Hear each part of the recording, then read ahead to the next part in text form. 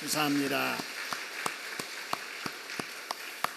오늘 또 우리 각자 흩어져 살다가 주님의 이름으로 이 한 곳에 모였습니다. 우리 반가운 형제자매들 자리 같이 했는데요, 이렇게 축복했으면 좋겠습니다. 혼란한 때에 우리 주님만 바라봅시다. 인사하겠습니다. 이 혼란한 때 우리 주님만 바라봅시다. 한 번 더 하겠습니다. 결실이 풍성한 가을이 되세요. 인사하겠습니다. 결실이 풍성한 가을이 되세요. 그렇습니다. 우리가 주일 오전마다 은혜를 나누고 있는 디모데서는 사도 바울이 디모데에게 보낸 목회 서신 중에 하나로 목회할 때 어떻게 해야 되는가에 대한 내용을 담고 있습니다. 그래서 디모데서를 읽다 보면 내가 너희에게 이 교훈을 명하노니 너는 가르치는 일을 전념하라 하는 말이 반복되어 나옵니다. 그리고 오늘 본문의 2절 마지막에도 보니까 너는 이것들을 뭐하라 그러세요? 가르치고 권하라, 이런 말이 계속해서 나옵니다. 이 표현들을 보면서 우리가 발견할 수 있는 것은 목사가 목회하면서 해야 될 여러 가지 사명 중에 가장 중요한 사명이 가르치는 사명이라 하는 거예요. 여러분, 우리가 아는 대로 가르친다라고 하는 것은 자신이 알고 있는 어떤 지식이나 정보를 다른 사람에게도 전해서 알게 하는 거잖아요. 그렇기 때문에 가르치려는 사람은 남보다 더 많이 배워야 하지요. 남이 경험하지 못했던 것을 경험해야 합니다. 그래서 공적으로 가르치는 것은 아무나 맡기지 않지요. 아무것도 모르는 우리 어린 아이들을 가르치는 것도 일정한 과정을 거쳐서 자격을 갖춘 사람에게 가르치도록 허락을 합니다. 근데 목사가 교인에게 가르쳐야 되는 가르침은 어떤 정보 전달, 지식 전달만 하는 것이 아니라 사람을 변화시키기 위한 가르침입니다. 하나님을 알지 못하는 사람에게 예수님을 믿도록 가르치고 조물주가 누구인가를 알도록 가르쳐야 되고, 죄를 즐기면서 마귀의 종으로 살았던 사람들을 하나님의 자녀가 되어 살도록 가르쳐야 하고, 이미 예수 믿어서 구원받은 하나님의 사람들에게는 예수님을 닮은 성숙한 신앙인이 되도록 가르치는 것이 목사가 가르치는 가르침이지요. 이렇게 죽은 영혼을 살리고 산 영혼을 더욱더 성숙한 사람으로 변화시키기 위한 이러한 가르침은 사람이 할 수 있는 가르침 중에 가장 어려운 가르침입니다. 이렇게 어려운 중요한 가르침을 맡은 사람이 바로 목사이지요. 그런데 이렇게 중요한 가르침을 해야 하는 목사에게 가르침을 받는 사람들을 통제할 힘이라고 하는 것은 하나도 없습니다. 여러분, 학교에서 학생들을 가르치는 선생님이나 교수에게는 학생들의 내신을 평가하고 학점을 주는 권한이라도 있어서 가르침을 받는 학생들을 통제할 힘이라도 있는데, 목사에게는 그런 권한마저도 없습니다. 경우 없이 잘못하는 교인이 있어 아무리 속상해도 그렇다고 감정을 그대로 표현하지 못하는 사람이 목사입니다. 주변에서 억울한 소리를 들어도 참아야 되고, 자존심 상하는 말을 들어도 참아야 되며, 경우 없이 행동하는 사람들을 보아도 변화되고 성숙되기를 묵묵히 기다려야 하는 사람이 목사입니다. 그런데도 그런 목사의 심정을 이해하지 못하고 그 점을 오히려 악용하려는 사람들이 없지 않습니다. 목사가 10번 잘하다가 한 번 실수를 해도 가차없이 비난을 가합니다. 용서와 사랑을 가장 많이 말하는 사람들이 정작 용서 없고 사랑 없는 말들을 모질게 많이 하지요. 다른 사람이 자기에 대해서 그런 말을 했다 하면은 가장 먼저 발끈하고 그 사람이 누구인지 이 사람 저 사람에게 전화하고 확인하고 찾아가서 가만두지 않을 사람이 목사에 대해서는 조심 없는 말로 비난하는 사람들이 있습니다. 여러분, 왜 그럴까요? 고마움을 모르기 때문에 그렇습니다. 세상에 나를 위해서 기도해주고 내 자녀와 가족들을 위해서 기도해주고 가정에 좋은 일, 애경사 있을 때마다 참여해서 집례하고 인도해주고 슬픔도 기쁨도 함께하는 그 목사를 고마움을 모르기 때문에 그렇습니다. 이래도 이해해주고 저래도 용서해주고 이래도 입 다물고 저래도 기도만 하는 목사를 만만하게 보기 때문입니다. 근거 없는 소리를 들어도 하나님만 바라보며 참고 억울한 소리를 들어도 속으로 삭히면서 주님만 바라보며 눈물로 기도하는 목사를 가볍게 보기 때문에 그렇습니다. 여러분, 혹이라도 그런 비슷한 일이라도 한 경험이 있다면 이제 이후로는 절대 그래서는 안 됩니다.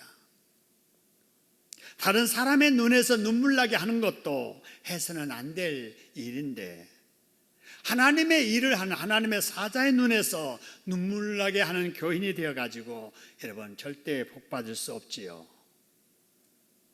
광야 생활을 하던 이스라엘 백성들을 여러분 잘 아시지 않습니까?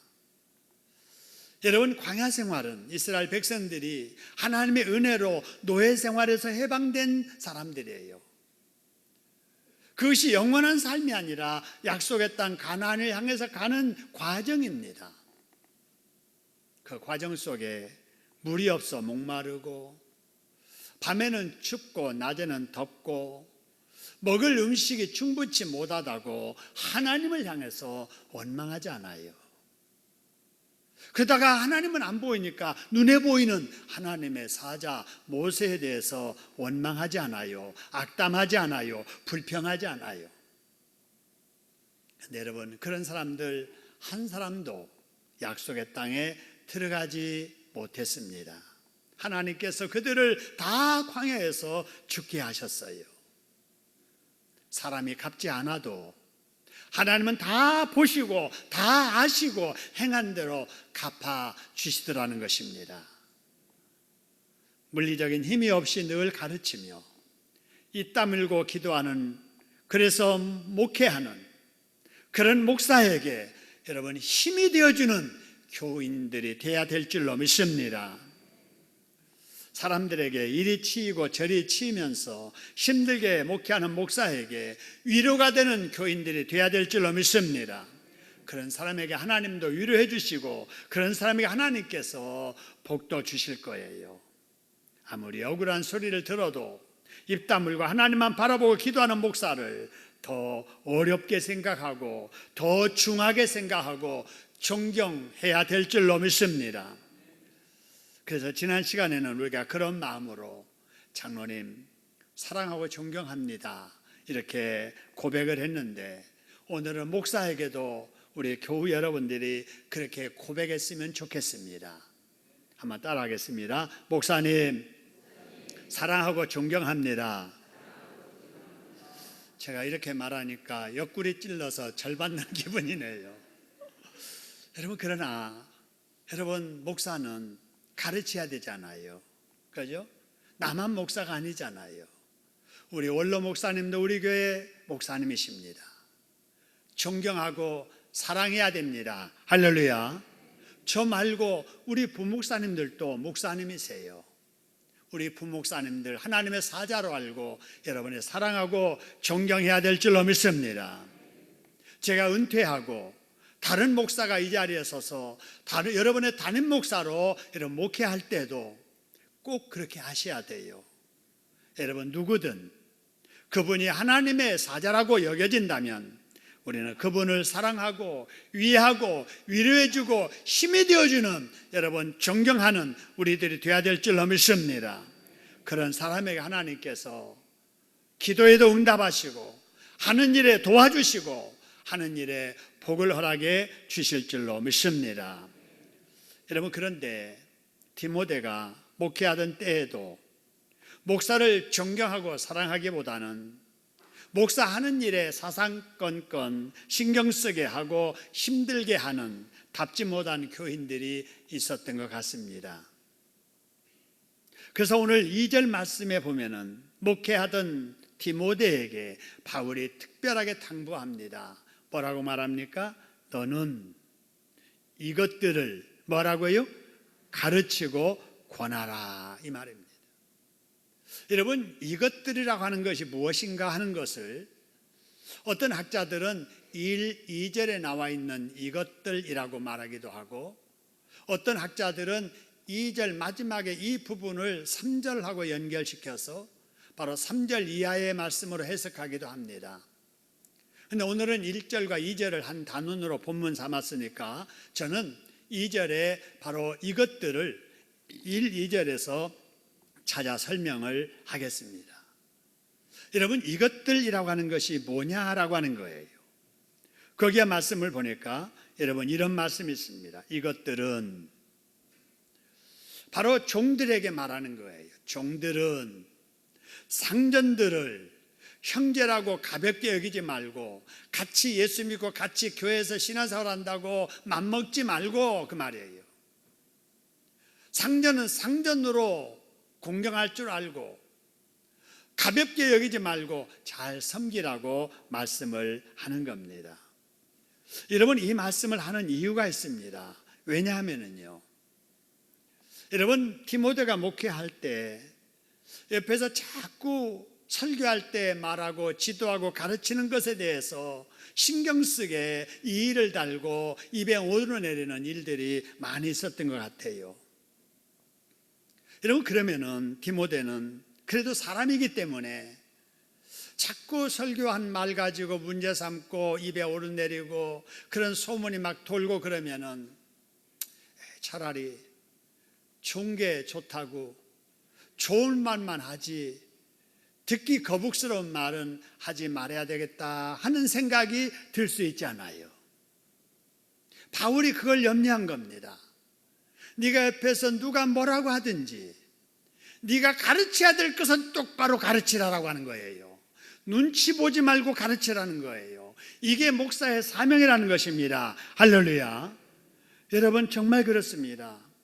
여러분, 하나님의 강단에서 하나님의 사자가 하나님의 말씀을 전할 때는 여러분 사람 눈치 보지 말고 전해야 될 줄로 믿습니다. 여러분, 그러지 아니하고 교회 분위기가 눈치 보게 만드는 분위기가 되면은 여러분, 목사도 사람이기 때문에 말씀을 걸러내기 시작을 하는 거예요. 이 말씀하면은 11주 생활 안 하는 저분이 시험 들 것 같고, 이 말하면은 담배 못 끊고 술 못 끊고 그렇게 살아가는 사람들에게 시험 들 것 같고, 성적인 문제 이야기하면은 저 사람이 시험 들 것 같고, 이래가지고 목사가 사람 눈치 보기 시작하면은 이 말씀도 이 사람 때문에 못하겠고, 이 말씀도 이 사람은 걸려서 시험 들까 봐서 못하겠고 걸러내기 시작을 해서 좋게 좋다는 말만 하게 되는 거예요. 여러분, 교회가 그렇게 되면 안 됩니다. 잘한 것은 잘했다고 칭찬하고 격려하고, 잘못한 것은 잘못했다고 누구 앞에서나 담대하게 전할 수 있는 강단이 되고 그런 목사가 되어야 될 줄로 믿습니다. 우리 교회가 좋은 게 바로 그거예요. 저는 사람 눈치 보지 않습니다. 여러분, 하나님의 말씀이라면 말씀대로 전하려고 최선을 다합니다. 할렐루야. 여러분들도 그렇게 신앙생활을 하기 때문에 우리 교회가 부흥되는 거예요. 앞으로도 누가 이 강단에서 말씀을 전하더라도 여러분 눈치 보지 말고 말씀대로 선포할 수 있는 그런 교회 분위기를 만들어 가야 될 줄로 믿습니다. 여러분, 그런 마음으로 한번 이렇게 따라했으면 좋겠습니다. 목사님은 누구의 눈치도 보지 말고 말씀을 말씀대로 가르쳐 주세요. 그러면 저는 말씀대로 잘 배워 순종하겠습니다. 여러분, 우리 교회가 그럴 수 있기를 주님의 이름으로 축원합니다.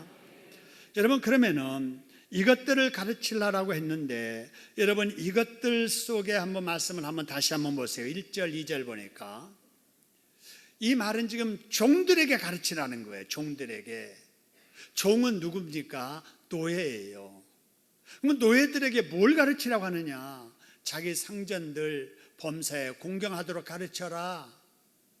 같이 교회 다닌다고 가볍게 여기지 말고 더 잘 섬기도록 가르쳐라, 그 말입니다.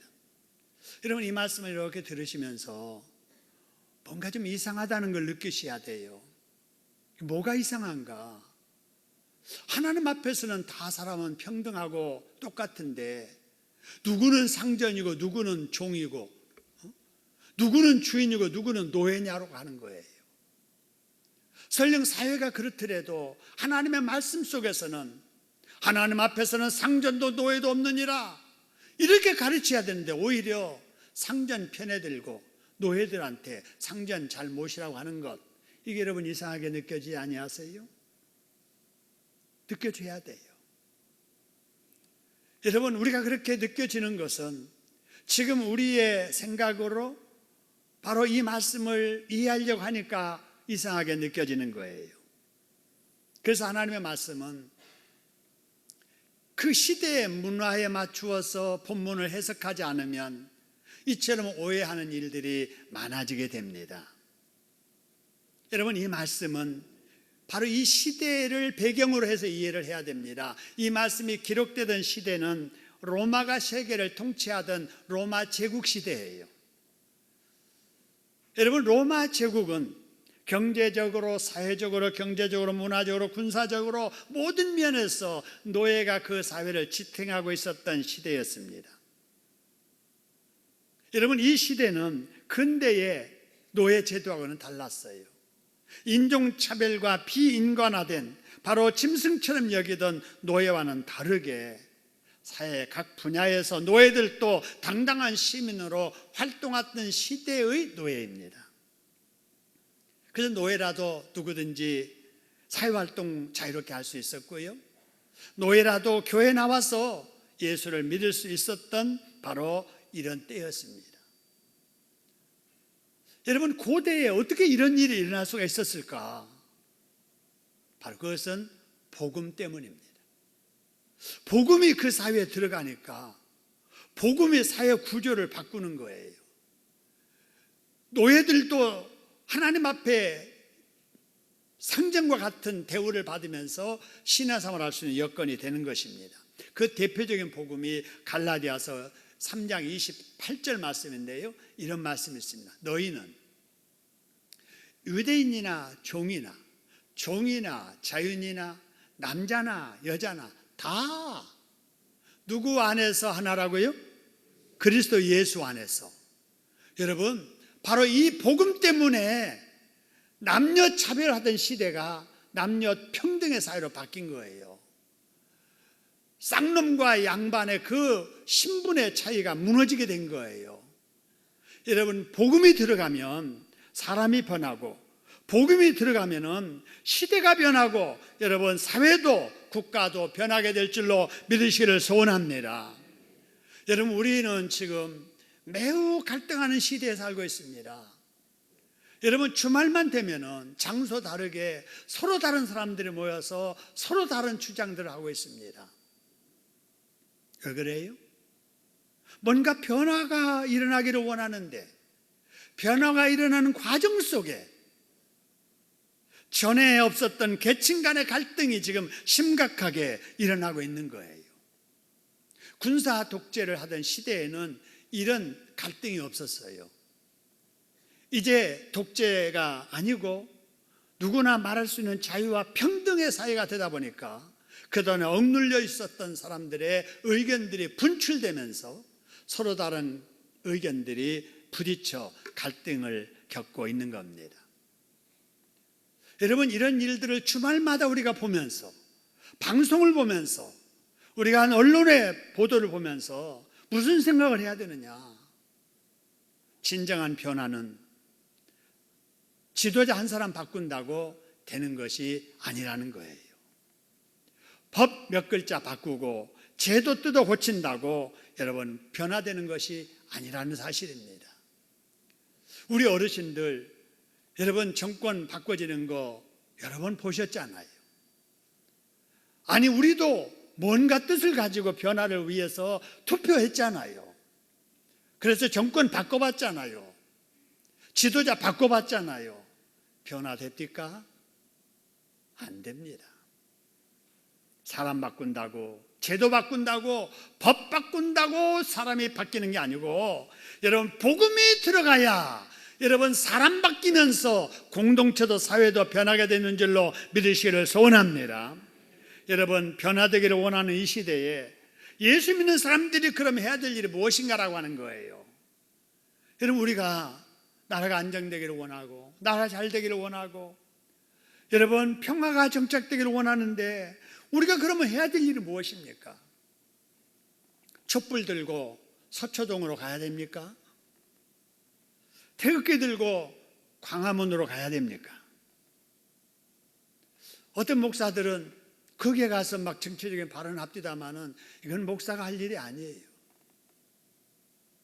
여러분 우리 예수 믿는 사람들이 이 혼란한 시대에 해야 될 일은 하나님 앞에 엎드려야 될 줄로 믿으시기를 소원합니다. 이 어려울 때 하나님 앞에 엎드려야 돼요. 여러분 나라 잃고 엎드릴 수 없습니다. 여러분 새벽에 그냥 잠만 자지 마시고요. 아침에 좀 일어나서 새벽기도 한번 참여해 보세요. 여러분 아침에 못 나오면 저녁이라도 나와서 좀 기도해 보세요. 이럴 때 나라를 민족을 위해서 기도 안 하면 여러분 언제 기도하시렵니까? 여러분의 자신을 위해서, 여러분의 자녀들을 위해서, 우리가 염려하는 나라를 위해서 예수 믿는 우리가 기도해야 될 줄로 믿습니다. 그리고 또 한 가지 기도할 뿐만 아니라 복음 들고 나가야 돼요. 복음만이 사람을 변화시키고 복음만이 사회를 변화시키고 복음만이 나라를 변화시켜 주실 줄로 믿습니다. 예비 신자들에게 우리가 찾아가야 돼요. 전화로 찾아가고 기도로 찾아가고 직접 만나서 우리가 전도를 해야 될 줄로 믿으시기를 소원합니다. 그래야 나라가 변화됩니다. 그래야 국가가, 공동체가, 한국교회가 변화된다라고 하는 사실입니다. 한번 따라합시다. 진정한 변화는 사람이 변해야 된다. 사람이 변하려면 복음을 들어야 된다. 불신자가 복음을 들으려면 내가 복음을 전해야 된다. 할렐루야. 여러분 내가 전도하지 아니하면은 불신자 복음 듣지 못해요. 복음 듣지 못하면은 지금처럼 사는 거예요. 혼란한 나라와 민족을 위해서 여러분 이 가을에 기도하고 전도하는 데 더 힘쓰는 여러분 되기를 주님의 이름으로 축원합니다. 여러분 우리 세계 역사를 뒤돌아보면 복음이 들어가는 곳마다 급격하게 변화가 일어나게 됩니다. 사람의 생각이 바뀌고 그 다음에 어떤 구조가 바뀌고 제도가 바뀌면서 여러분 좋은 점도 많이 있지만 좋은 일이 많음과 동시에 부작용도 많이 일어납니다. 여러분 엄격하게 구분되었던 신분이 복음 때문에 무너지면서 사회나 교회 안에서 그 구성원들 사이에 여러 가지 질서의 문제가 일어나게 되는 거예요. 여러분 우리는 선진국을 평등사회라고 말을 합니다. 그리고 그 평등사회가 이루어지는 곳을 민주화된 사회라고 말을 하지요. 우리 대한민국 역시 평등사회이고 민주화된 나라입니다. 그런데도 우리 사회에 아직도 해결하지 못해서 계속해서 갈등하고 있는 두 가지의 상반된 문제가 하나 있습니다. 이게 뭐냐? 여러분 매년 연례 행사처럼 반복되는 노사 갈등, 파업, 이게 뭐 때문인지 아십니까? 갑질 때문에 일어나요. 을질 때문에 일어납니다. 검찰 개혁을 하겠다는 쪽과 반대하는 쪽의 갈등 역시 뭐 때문에 일어나느냐? 갑질과 을질의 충돌이에요. 여러분, 갑질도 나쁘지만 을질도 나쁜 거예요. 그냥 직원들 많이 뽑아놨더니 그냥 그 직원들이 약하지만은 모여가지고 힘을 모아가지고 그냥 이 CEO, 그냥 창업자, 사장을 몰아낸다는 거예요. 안 되잖아요. 누구 때문에 지금 회사에서 근무하는 줄을 모르는 거예요. 여러분, 창업자가 그냥 이 일하는 직원들을 갑질하는 것도 나쁘지만 힘 약하다고 힘 모아서 숫자 대결로 해서 그냥 지도자를 그냥 힘들게 하는 것도 안 좋은 일이잖아요. 갑질도 나쁘지만 을질도 나쁩니다. 교회든 사회든 서로 다른 위치에 있는 사람들이 갑질과 을질 때문에 서로 차별을 느끼지 아니하고 더불어 살아갈 수 있는 이런 공동체를 만들어야 될 줄로 믿으시기를 소원합니다. 여러분, 우리 사회가 그래야 돼요. 가진 사람과 가지지 못한 사람, 많이 배운 사람과 그런 기회를 얻지 못해서 그렇지 못한 사람, 여러분, 이런 사람들이 더불어 살아야지. 가졌다고 갖추었다고 갑질하고 힘없으니까 다수의 힘을 가지고 저 나쁜 놈들 몰아내자 이런 식으로 대문화 일삼고 이러면은 끝이 없습니다. 어떻게 해야 될 것인가? 여러분, 그에 대한 아주 좋은 예가 우리나라에 있습니다. 처럼 오래된 이야기입니다마는 전라북도 김제시 금산면 금산교회 이야기입니다. 그 교회 조덕삼 장로와 이자익 목사라고 하는 이야기예요. 지금으로부터 1904년도, 이때는 우리나라 조선시대입니다. 양반과 쌍놈, 천민, 이런 신분으로 사회가 완전히 구분되었던 시대입니다. 그의 봄, 말을 타고 전주에서 정읍을 왕래하면서 복음을 전하던 미국의 선교사 테이트라고 하는 선교사가 있었습니다. 이 선교사가 정읍과 전주를 이렇게 오가면서 중간 지점인 용화마을에 꼭 밤이 돼가지고 머물곤 했습니다. 그러면서 이 테이트 선교사가 이 우상이 만연된 가난하고 정말 없이 사는 이 어려운 사람들, 이 지역에 교회를 하나 세워야 되겠다 생각하고 금산교회를 세웠습니다. 여러분, 어느 날 금산면 용화마을 제일 가는 부자였던 덕삼의 집에 마방에다가 말을 맡기고 그 집에서 하루를 묵었습니다.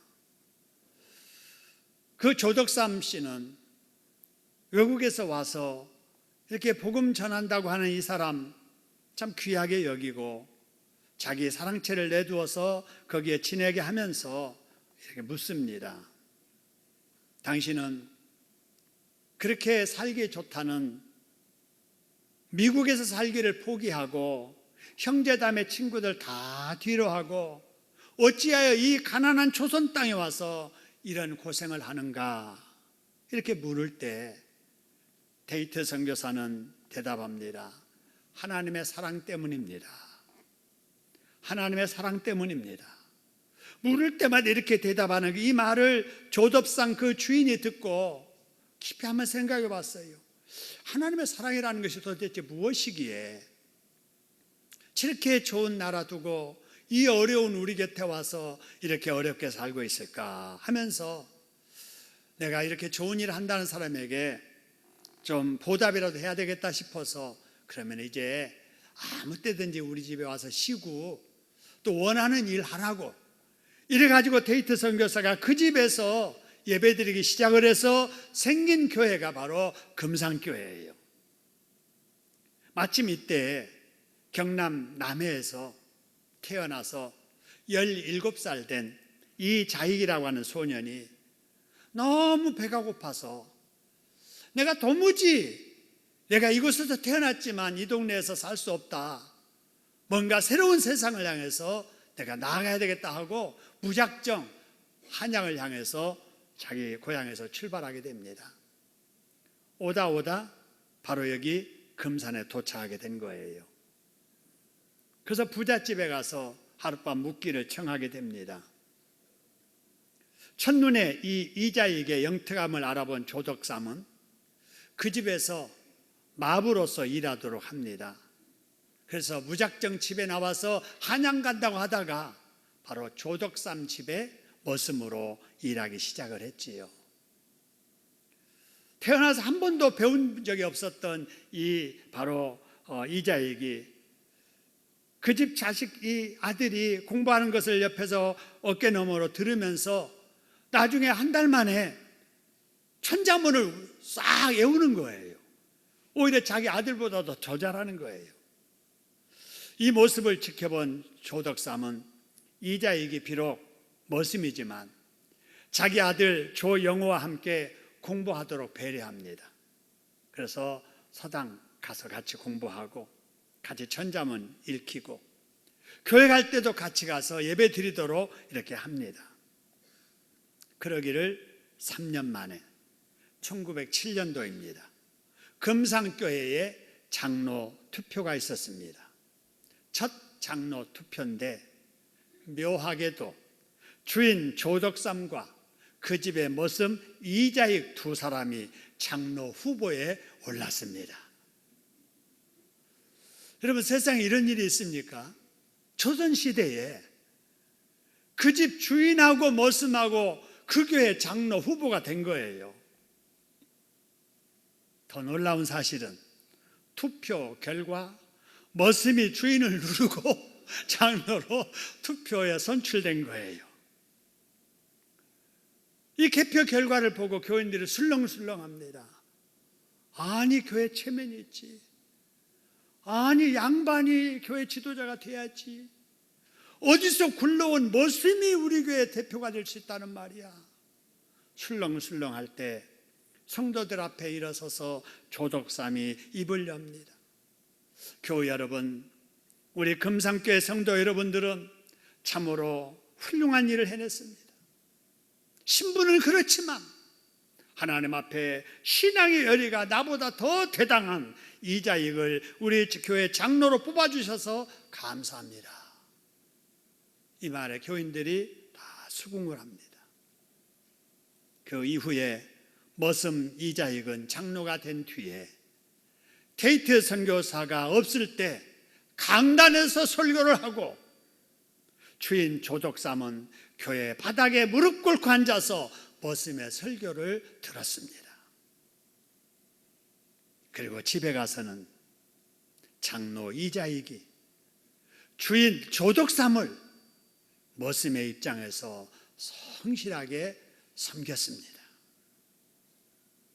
여러분, 갑질하지 아니하고 완장 채워줬어도 을질하지 아니하고 서로 존경해주며 위해주면서 자기 위치 지키면서 자기 할 일에 최선을 다했으니 우리나라에 이런 분이 있었다고 하는 거, 우리 기독교사에 여러분 정말 이런 일이 있었다는 거 자랑스러운 일이 아닙니까? 그런데 더 놀라운 사실은 주인 조덕삼은 자신의 머슴을 장로로 섬겼을 뿐만 아니라 머슴 그 장로 바로 이 사람이 평양에 가서 신학을 공부할 수 있도록 유학을 시키게 됩니다. 3년 뒤에 조덕삼도 그 교회 장로가 되어 섬기면서 머슴이었던 이자익 신학 마치고 목사 될 때 자기 교회 담임 목사님으로 모십니다.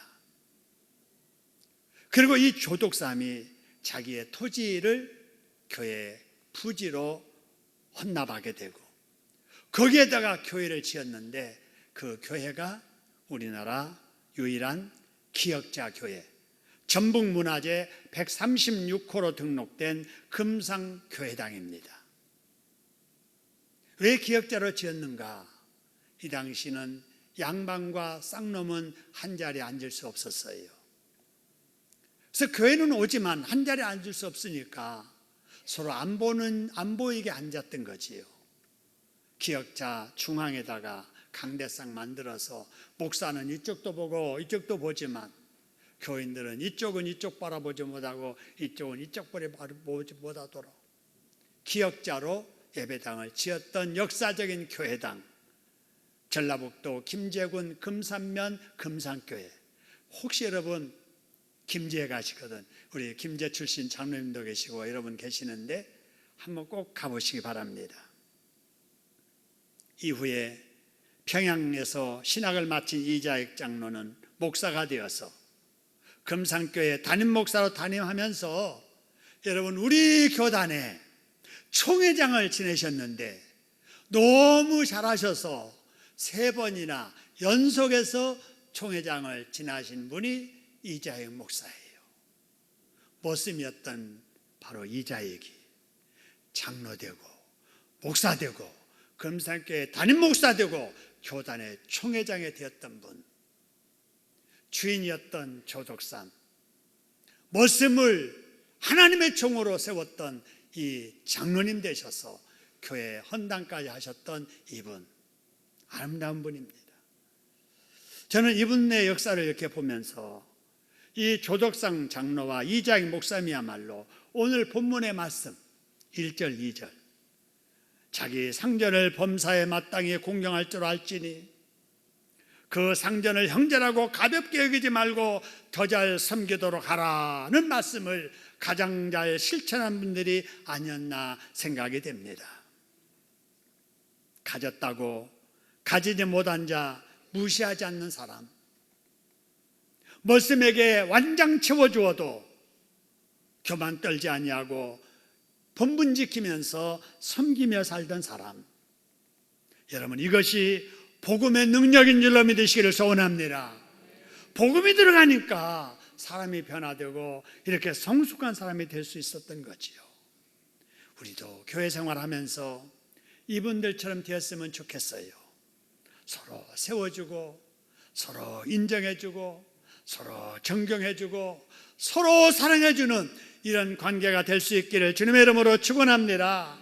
그래서 우리 각자가 변화되면 우리 공동체가 변화되고, 우리가 변화되면 우리의 가정 변화되고 우리의 이웃 변화되면서 나라도 변화가 될 줄로 믿으시기를 소원합니다.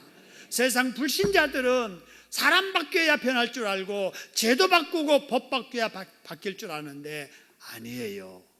내가 바뀌어야 됩니다. 내가 바뀌어야, 네가 바뀌고 너와 네가 바뀌어야 우리 공동체가 바뀌게 되는 겁니다. 이런 복된 변화가 내게서부터 일어나서 여러분 우리 가정이 변화되고 우리 사회가 변화되고, 정말 안타깝게 갈등하고 있는 우리 한국 정치, 우리 대한민국도 변화되기를 주님의 이름으로 축원합니다. 우리 한번 통성으로 기도하십시다. 그렇습니다. 변화가 돼야 되는데 아버지, 내가 먼저 변화되게 해주세요. 내가 하나님 앞에 엎드려서 기도하게 해주세요. 내가 나가서 복음을 전하게 해주세요. 우리 하나님 앞에 통성으로 기도하겠습니다.